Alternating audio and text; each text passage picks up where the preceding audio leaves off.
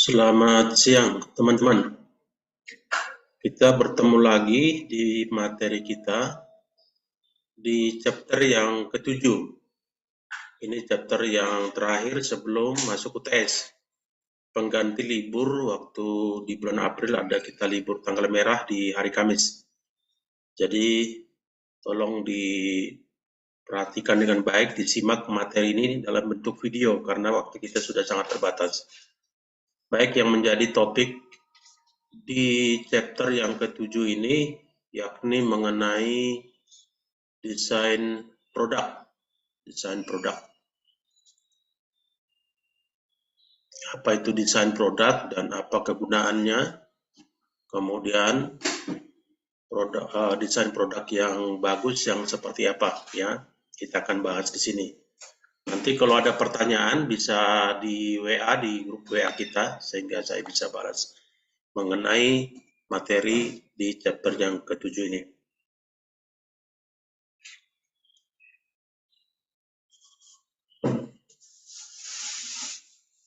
Pengertian di sini akan saya bacakan.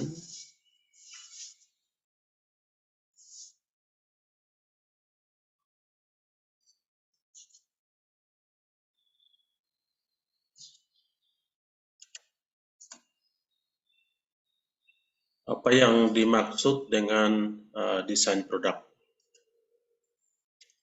Produk juga bisa diartikan sebagai kepuasan yang ditawarkan produsen atau perusahaan terhadap konsumen ya.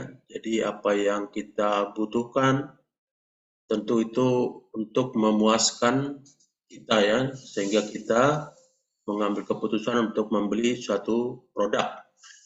Kemudian perusahaan biasanya memfokuskan diri pada pengembangan keunggulan bersaing. Ya, tentu semua perusahaan ingin unggul dalam bersaing, ingin menjadi the best in class ya.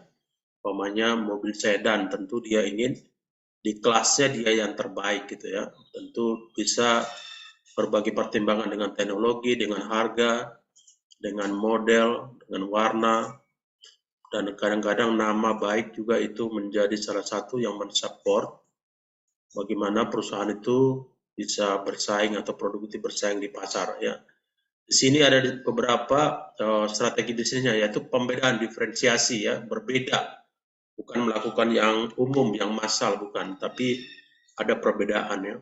Yang paling terkenal itu umpamanya dulu Moge, motor gede itu kan itu sangat berbeda, dan ketika orang memakainya itu ada perasaan yang berbeda gitu dibandingkan dengan motor-motor yang biasa ya. Bagaimana orang umpamanya mengendarai mobil-mobil mewah tertentu yang limited edition.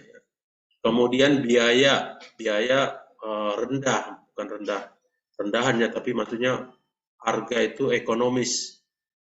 Harga ekonomis. Jadi makanya Toyota itu sebenarnya termasuk harga yang lebih ekonomis dibandingkan dengan mobil-mobil Eropa. Ya, kenapa? Ya karena mereka bisa menekan cost, waktu, dan juga mungkin bahan-bahan yang digunakan. Itu yang membuat menjadi biaya mereka atau cost-nya lebih rendah dibandingkan dengan mobil-mobil Eropa. Respon cepat ya, rapid respon ya. Kalau di jasa itu kita butuh respon yang cepat. Sekarang bersyukur ada WA ya, ada email. Kalau zaman dulu itu belum ada email, belum ada handphone, masih menggunakan telex. Telex itu paling diketik tengah malam atau setelah orang pulang kerja, nanti besok pagi baru dapat jawaban, dikumpulkan, di share setiap meja. Tapi sekarang dengan adanya WA, adanya email, itu bisa gampang sekali.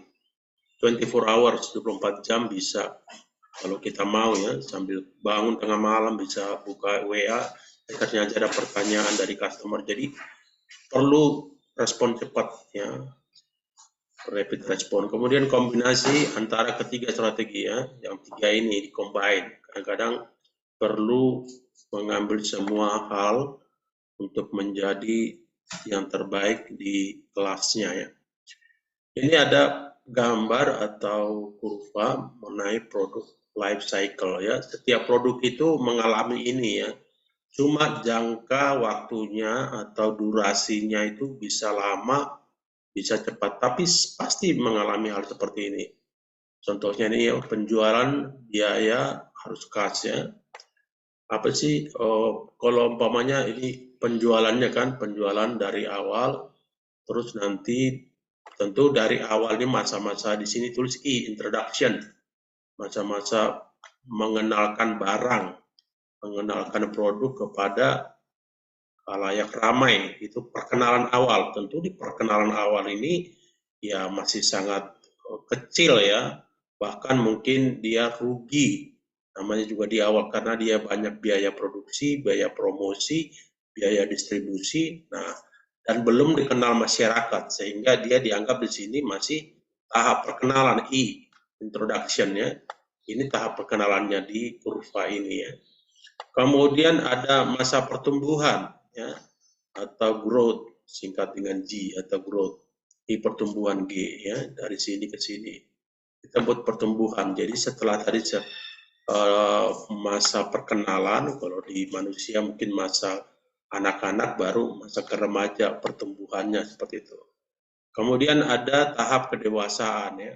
Ada tahap dia laku, dikenal masyarakat, menjadi pilihan masyarakat produknya, baik itu barang maupun jasa.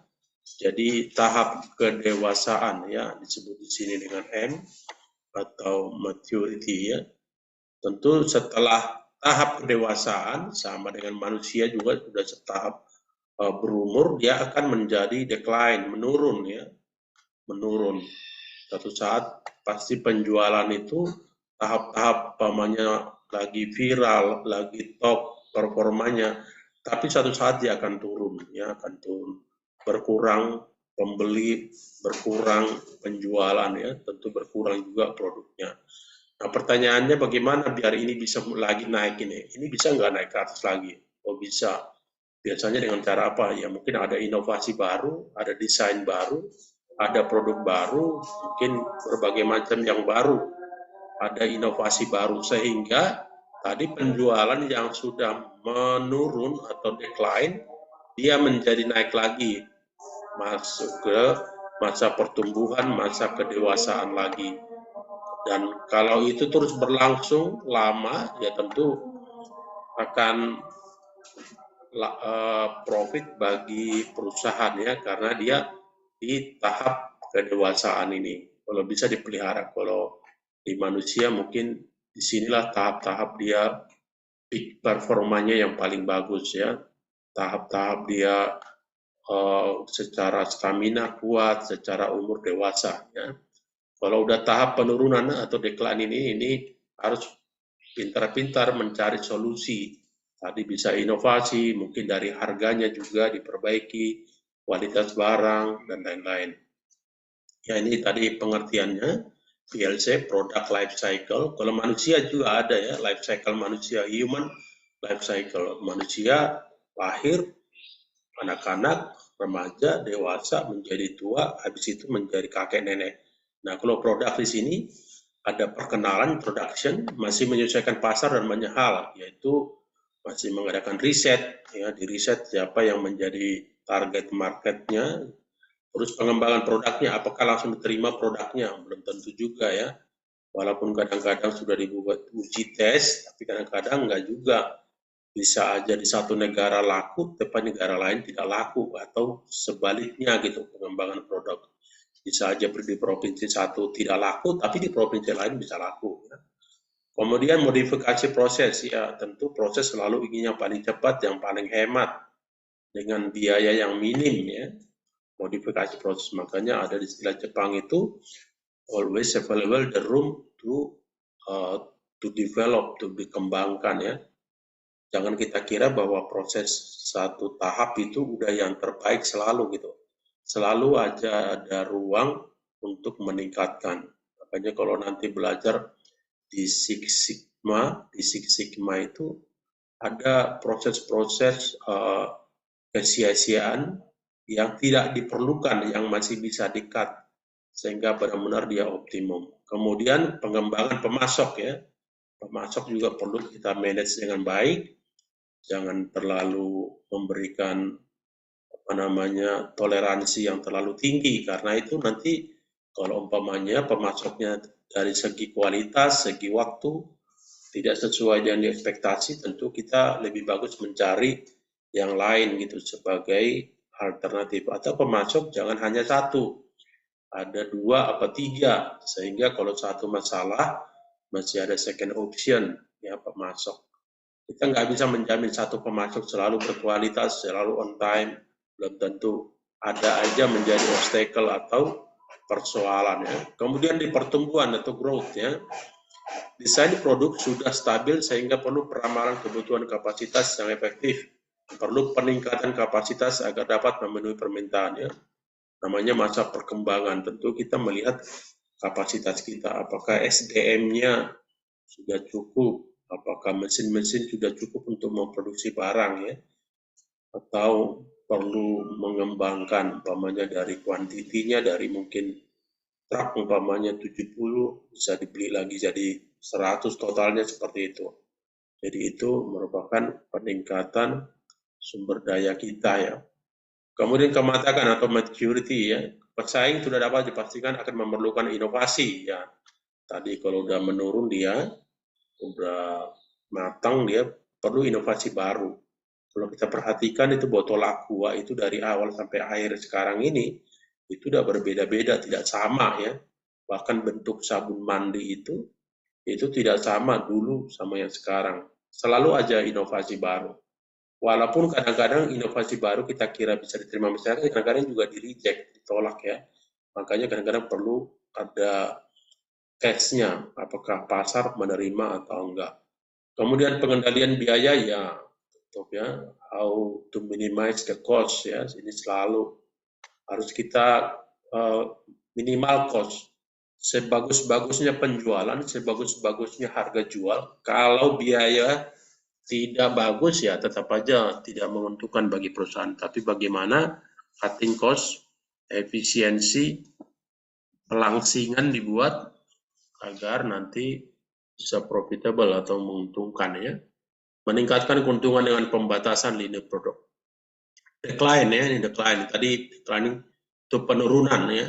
Produk hampir mati, maka mungkin perlu menghentikan produk tersebut dan menggantinya dengan desain produk baru. Dulu ada produk dari Yamaha, kalau nggak salah motor ya. Waktu dipasarkan gitu motor itu dengan merek tertentu, nggak laku di pasar ya, nggak laku. Ada cuma 1-2. Akhirnya dia ganti bodinya ya, tapi mesinnya sama. Ternyata laris gitu ya. Jadi kadang-kadang desain itu perlu inovasi terhadap desain, sesuatu yang baru ya, sehingga itu sesuai dengan selera masyarakat. Sekarang banyak motor-motor seperti gede, tapi bukan motor gede, tapi itu kan menjadi kesukaan orang. Mungkin dianggap seperti motor gede ya, padahal bukan ya. Kemudian analisa produk atau produk by value analysis ya. Berdasarkan prinsip Pareto, yaitu fokus pada permasalahan yang sedikit tapi penting. Ya. Kadang-kadang ada yang urgent, ada yang important, pilih yang mana dulu gitu loh. Ada pilihan-pilihan. Sini katakan memilih desain produk yang cocok, mengacu pada prinsip tersebut ya. Kalau orang bisa mengetahui dan memproduksi barang yang sesuai desainnya yang diinginkan masyarakat, tentu selalu hasil produk itu pada akhirnya adalah bagaimana mempermudah, bagaimana memuaskan konsumen. Ya, bukan memuaskan produsen, bukan memuaskan selera perusahaan, tapi konsumen. Ketika kita bisa menemui atau namanya meet the requirement of consignee of the customer and baru itu namanya bisa menghasilkan profit bagi perusahaan. Kemudian di sini dikatakan perlu menerapkan analisa produk berdasarkan nilai, product by value analysis ya, yaitu mengurutkan produk dari yang tinggi ke yang terendah berdasarkan kontribusi nilai uangnya. Kalau di logistik itu biasanya yang paling tinggi itu profit itu bisa dari project, departemen, atau LCL. Dibandingkan yang general, yang FCL, itu yang tadi yang dua departemen, LCL atau konsol kargo, dengan project. Tapi project itu juga risikonya sangat tinggi karena mengangkat biasanya barang-barang yang overhead, ya, overdimension. Nah, tapi katanya ada high risk, high profit juga ya. Kalau kita mau mengambil risiko, di situ juga bisa ada potensi keuntungan yang lebih besar. Analisis tersebut mengurutkan kontribusi pendapatan total tahunan dari tiap produk, sehingga apabila kontribusi per unit rendah mungkin akan terlihat berbeda. Ya, tadi saya bilang di dalam logistik itu biasanya yang paling menguntungkan tadi konsol atau LCL dengan project. Tentu perusahaan melihat itu menjadi potensi dibandingkan dengan general cargo yang tidak begitu signifikan. Jadi perusahaan bisa memfokuskan diri kepada konsol kargo atau LCL atau juga kepada tim project ya. Tetap yang tadi tim yang biasa umpamanya air export, air import, sea export, sea import tetap dipelihara, tapi fokusnya itu di dua departemen yang tadi karena menghasilkan lebih banyak keuntungan bagi perusahaan. Penciptaan produk baru ini kan termasuk inovasi ya, produk baru. Peluang ya, keadaan yang memberikan peluang untuk produk baru, contohnya pemahaman konsumen ya, pemahaman konsumen. Kadang-kadang konsumen sebenarnya ada potensi selera yang tidak diketahui oleh perusahaan. Ketika dia memproduksi suatu barang, ternyata itu sesuai dengan yang dikehendaki konsumen, nah itu menjadi celah untuk menguntungkan perusahaan. Perubahan ekonomi ya tentu berubah ya. Perubahan ekonomi itu juga mempengaruhi. Kalau umpamanya ekonomi ketika di tahun 45-an di Indonesia dibandingkan dengan sekarang, tentu udah berbeda selera orang, ya, udah berbeda kebutuhan orang, tidak selalu sama lagi. Indonesia saat ini dengan di Jepang sama mungkin itu juga bisa berbeda ya, tadi karena perubahan ekonomi. Kemudian perubahan sosiologis dan demografis, ya ini juga bisa mempengaruhi ya. Umpamanya di lokasi tempat iklimnya dingin dengan kebutuhan di lokasi yang iklimnya panas, itu bisa ada beberapa produk atau jasa yang dibutuhkan berbeda. Kemudian teknologi ya tentu ini teknologi juga ya. Biasanya siapa yang melek teknologi itu bisa menguasai pasar. Siapa yang dia menguasai teknologi ya dia bisa memenangkan, bahkan di dalam politik juga seperti itu. Permainan teknologi nggak perlu pemainnya dengan massa, tapi bisa dengan menggunakan alat-alat teknologi yang mungkin dari ruangan kecil, tapi bisa berdampak sangat besar, ya, yang menembus ruang-ruang publik. Perubahan politik, ya ini pasti nih perubahan politik itu mempengaruhi juga. Ini banyak hal, hampir semua ya, politik atau peraturan pemerintah. Umpamanya Indonesia masih ada seperti monopoli BBM ya, sehingga harga ditetapkan oleh pemerintah ya, tidak boleh umpamanya karena itu merupakan kebutuhan masyarakat ya, kebutuhan dasar. Perubahan lain seperti praktek di pasar ya, apakah di pasar ada monopoli, ada oligopoli dan lain. Supplier juga, di mana lokasi supplier kan berbeda. Suppliernya di Bandung dengan suppliernya dari Prancis, supplier dari Kanada, nah, itu juga udah pasti berbeda. Kenapa? Karena ketika kita mau order, ya, kalau di Bandung mungkin sehari udah selesai, udah nyampe, tapi kalau dari Eropa mungkin dia 25 hari, tapi kalau dari Kanada bisa di atas 30 hari, seperti itu ya. Terus standar provisi dan juga distributor. Ya, distributor ini juga mempengaruhi kenapa?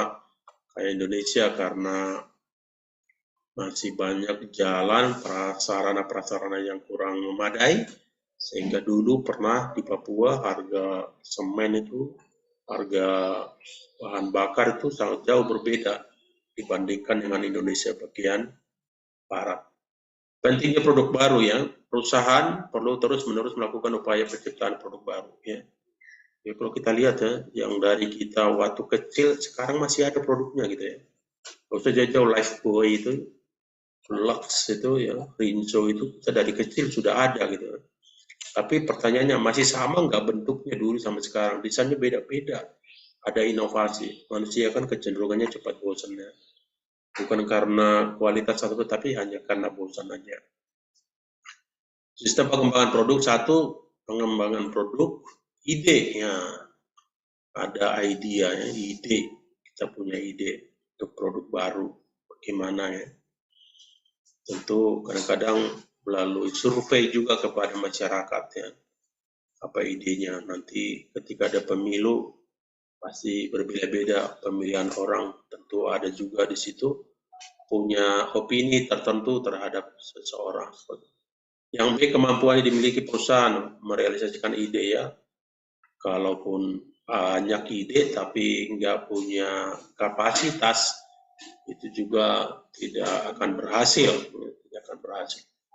Kemudian permintaan konsumen dengan cara mengidentifikasi posisi dan manfaat produk yang diinginkan konsumen melalui atribut tentang produknya. Kita tahu ada sepatu Adidas, ada sepatu Bata ya.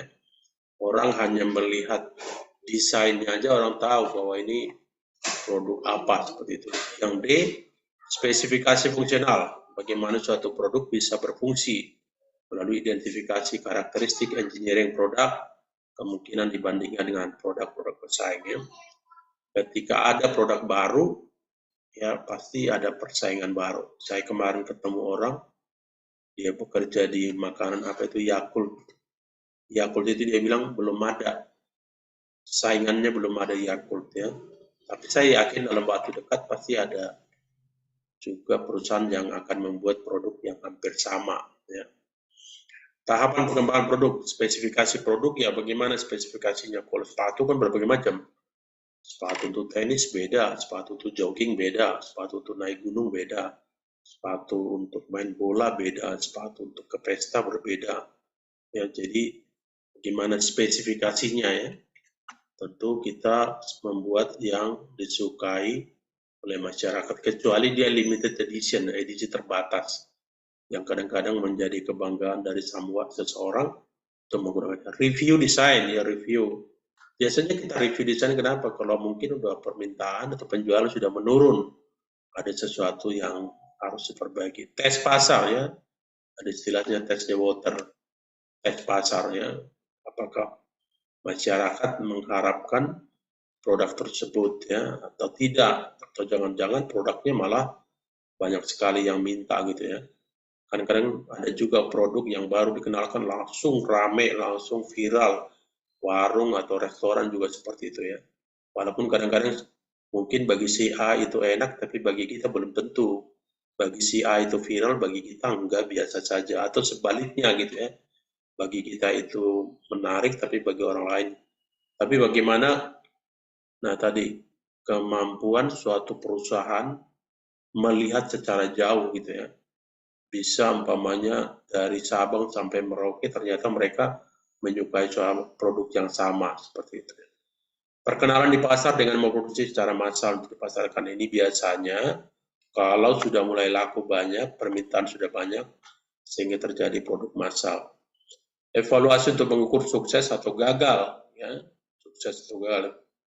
Biasanya orang kadang-kadang hanya cerita gagal-gagal, tapi suksesnya kenapa? Ya, tidak ada yang mudah ya, semua dalam membuat menciptakan suatu produk yang sesuai dengan harapan masyarakat tidak selalu mudah ya, tidak ada yang mudah. Ada yang kadang-kadang kelihatan langsung bagus, tapi lama-lama bankrupt, lama-lama tutup. Ya sekarang banyak kafe dari hati, kafe kenangan. Tapi saya perhatikan ada juga yang tutup gitu ya. Tapi ada juga yang berkembang. Ya.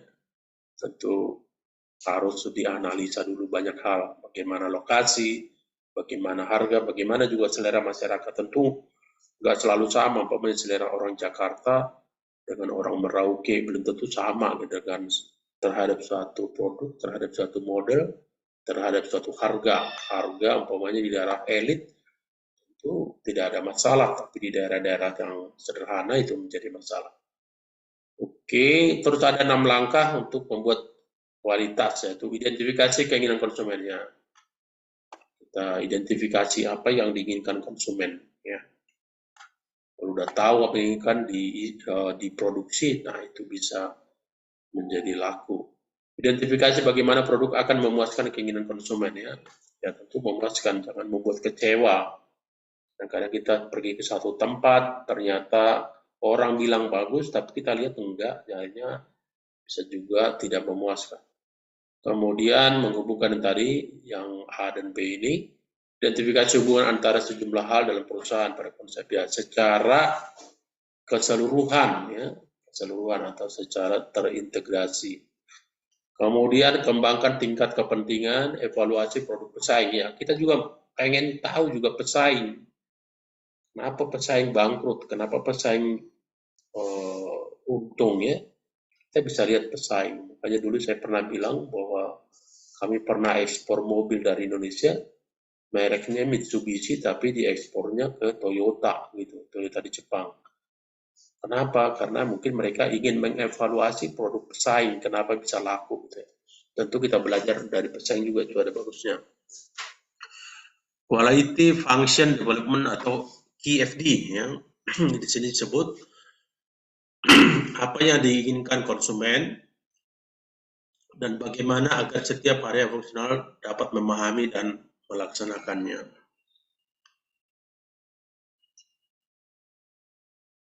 Apa sih yang digunakan atau alat untuk QFD ini, ya? Ada beberapa di sini, sudah dijelaskan ini. Kemudian manufacturability and value engineering, aktivitas yang menolong memperbaiki desain produksi, pemeliharaan. Nah, selain diproduksi perlu pemeliharaan ini. Kadang-kadang ada orang bisa ya, bisa membangun tapi nggak bisa memelihara. Kemudian tujuannya mengurangi kompleksitas produknya, jangan terlalu kompleks, terlalu ruwet. Ya, sama dengan peraturan, kalau terlalu birokrasi itu membuat celah juga untuk orang seperti salah atau bahkan kadang-kadang mempunyai persepsi yang berbeda.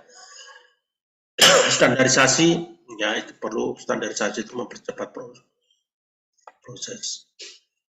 Kemudian mungkin memperbaiki aspek fungsional produk. Dulu handphone hanya untuk telepon, terus ada SMS, sekarang udah ada radio, ada YouTube-nya, ada kamera, ya. Kamera dulu berapa megapiksel, sekarang udah makin tinggi. Memperbaiki desain, memperbaiki kemudahan penggunaan produk, dan desain yang tangguh.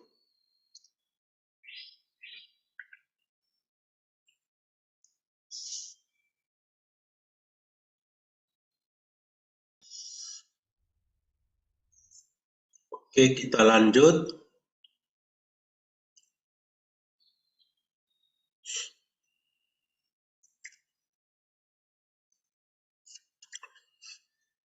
Ada di sini isu yang berkaitan dengan desain produk.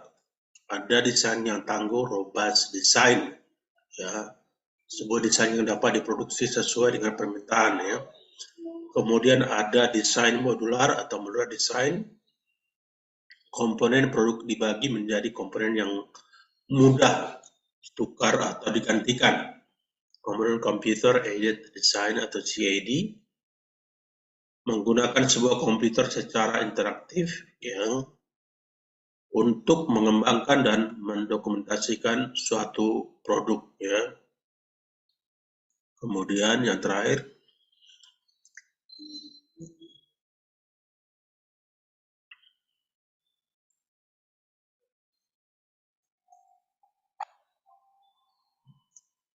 yang keempat, computer aided manufacturing, ya. Computer aided manufacturing ini kemampuan untuk pengendalian.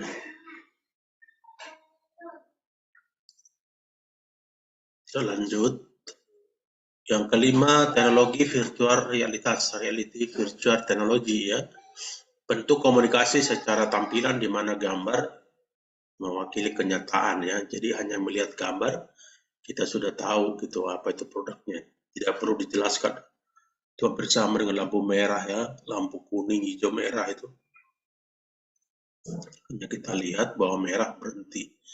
Analisis value ya atau analisis nilai.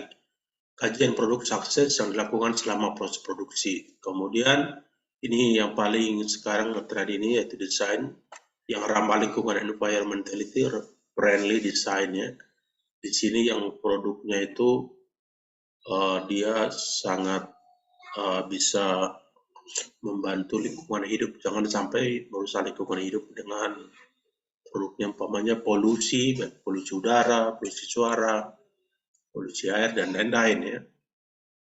Ada caranya di situ dengan umpamanya produk yang dapat didaur ulang ya, setelah dia tidak dipakai lagi bisa didaur ulang lagi, dipakai lagi dari awal menjadi lebih baru gitu. Kemudian bahan baku yang dapat daur ulang ya, umpamanya palet itu ada yang dari kayu, tapi ada juga yang dari plastik. Tentu yang plastik itu nggak bisa didaur ulang. Kemudian menggunakan komponen yang tidak berbahaya ya, tidak ada bahan kimia yang dangerous. Kadang-kadang kan ada yang buang sampah ternyata itu berbahaya. Komponen yang lebih ringan, energi yang lebih sedikit ya, jangan boros energi. Kemudian bahan baku yang lebih sedikit. Yang persaingan berdasarkan waktu, time based on competition. Ya, umpamanya di strategi pengembangan eksternal, membeli teknologi ya. Perusahaan perlu membeli teknologi agar semakin bagus. Kita lihat umpamanya mesin printer yang dulu sama sekarang udah sangat jauh berbeda ya. Mesin printer sekarang bisa sekali fotokopi atau fotokopi sekalian bisa ngeprint juga. Joint venture ya, bergabung, aliansi ya. Aliansi. Cuma kadang-kadang negatifnya ini yaitu bisa menekan yang lain. Di grupnya beruntung tapi pesaing bisa rugi ya. Strategi pengembangan internal, pindah ke produk yang ada, ya apa yang disukai konsumen, meningkatkan produk yang sekarang ya. Tadi saya bilang ada selalu progress, ada development ya. Produk baru yang dikembangkan secara internal ya. Di sini biaya pengembangan produk ya, kemudian ada kecepatan pengembangan produk dan juga resiko pengembangan. Ya ada resiko ya. Semuanya umpamanya kita kira produk kita yang baru dapat diterima masyarakat, ternyata tidak. Tentu sudah ada analisis, sudah ada biaya, sudah ada mesin yang digunakan, ternyata tidak sesuai dengan keinginan konsumen, itu juga bisa merugikan. Dokumentasi ya, secara umumnya ada gambar, diagram, gambar rute. Rute di sini maksudnya bagaimana sih prosesnya, karena ada SOP kan, standar operasional prosedur. Bagaimana dari A sampai Z, dari hulu sampai hilir ya, dari upstream sampai ke downstream. Ada work order bagaimana ya, biasanya ada DO dan lain-lain. Kemudian engineering change notice ya, sebuah perbaikan perubahan dari gambar teknik atau bill of material yang mengubah, merevisi ya. Manajemen konfigurasi atau configuration management.